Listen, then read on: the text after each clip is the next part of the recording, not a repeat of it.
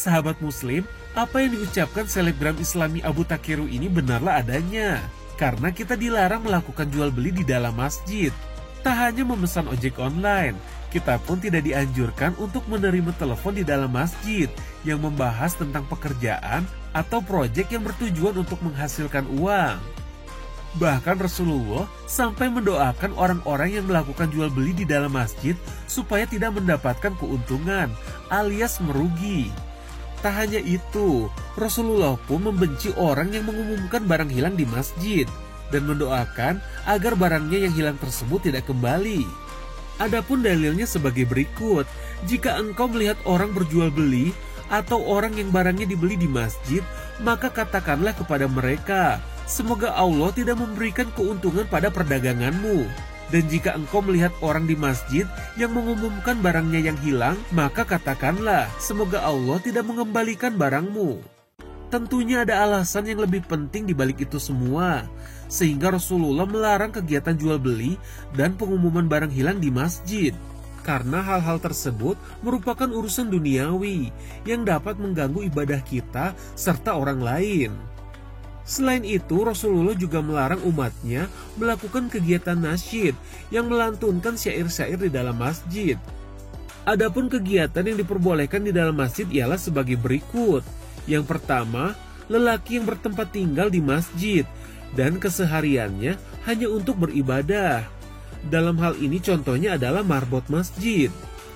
Yang kedua ialah melakukan akad nikah. Yang ketiga, masalah hutang piutang, seperti melunasi hutang. Dan yang terakhir ialah tidur qilulah, yakni tidur siang. Bismillahirrahmanirrahim. Assalamualaikum warahmatullahi wabarakatuh.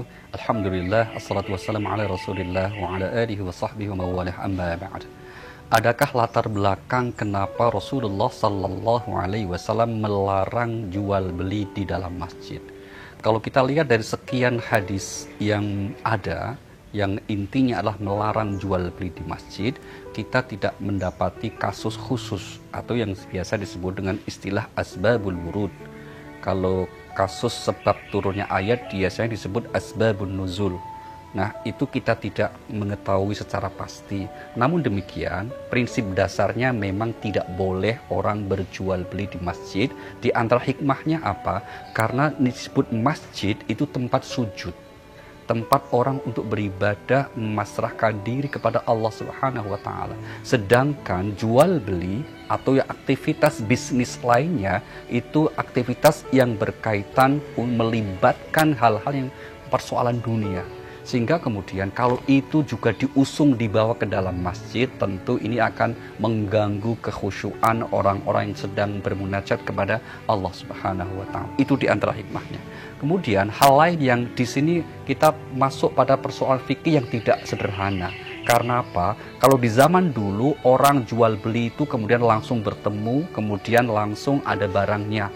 Boleh jadi terjadi tawar-menawar. Namun di era sekarang kita mengetahui bahwa jual beli itu bisa dengan online. Orang sedang di masjid, tiba-tiba kalau kita jual online ada orang nawar barang kita. Nah, kalau pendapat hati-hati mungkin dia tidak akan jawab tawaran itu. Namun kalau kemudian barangnya tidak di masjid, tapi di tempat lain, kita kemudian menyatakan oke, berarti terjadi deal. Nah, di sini terjadi problem persoalan fikihnya. Apakah hal ini kemudian diperbolehkan? Nah, dari sinilah seringkali memunculkan perbedaan pendapat di kalangan para ulama fikih menyangkut hal tersebut. Karena apa? Karena di masa lalu tidak kita temukan. Namun hikmah terpenting adalah bahwa segala bentuk aktivitas yang itu sangat menonjol aspek kepentingan duniawinya memang sebaiknya itu dijauhkan dari tempat utama masjid, yaitu bersujud. Bukan berarti mutlak dilarang, karena masjid pun sekarang juga memiliki banyak fungsi. Misalnya apa? Kita ditemukan misalnya di area depan atau halaman masjid di area bahkan satu bangunan masjid seringkali juga dijadikan sebagai tempat misalnya orang untuk pertemuan. Di situ juga kemudian ada bazar amal dan seterusnya.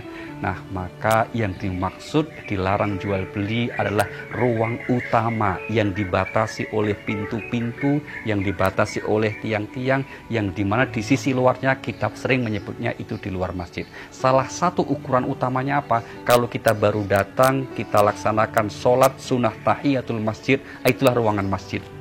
Maka meskipun judulnya itu halaman masjid, tapi kalau kita masuk tidak disunahkan sholat tahiyatul masjid, maka itu bukan lagi sebagai masjid.